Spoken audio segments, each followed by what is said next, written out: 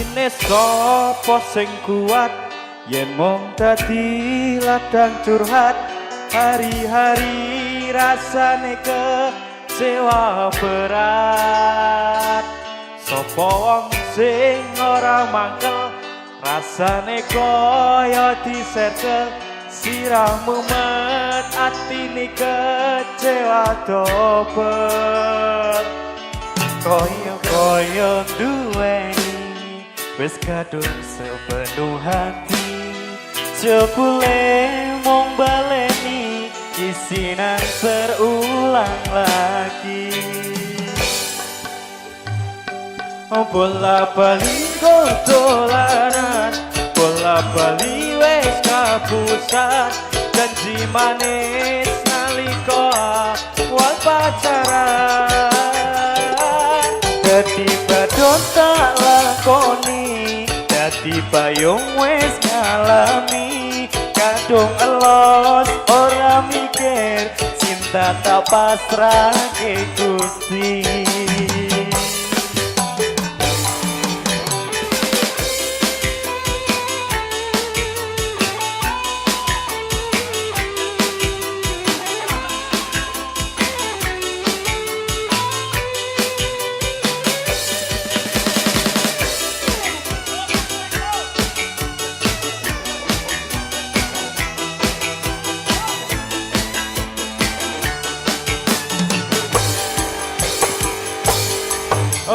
Kaya duweni wis kadung sepenuh hati jebule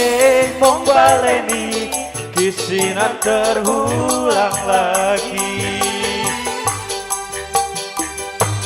bola bali dolanan bola bali wis kapusan janji manis nalika awal pacaran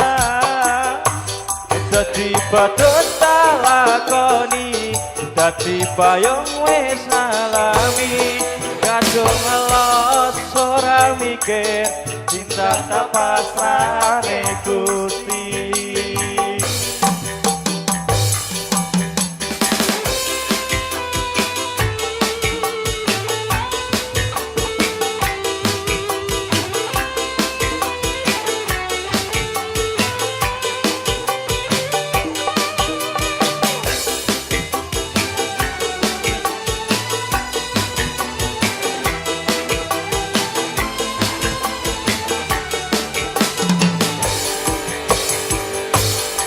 kaya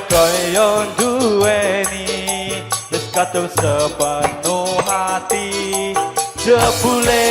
mung baleni isinan terulang lagi bola bali dolanan bola bali wis kapusan janji manis nalika awal pacaran dadi badon tak lakoni dadi payung wis alami kadung elos ora mikir cinta tak pasrah ke Gusti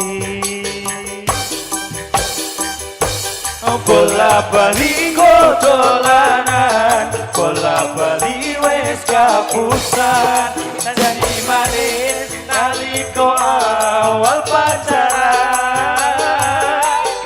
dadi payung ngalami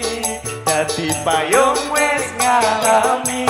kadung elos ora mikir cinta tak pasrah ke Gusti bola bali dolanan bola bali wis kapusan nalika awal pacaran dadi badut tak lakoni dadi payung wis ngalami kadung elos ora mikir cinta tak pasrah ke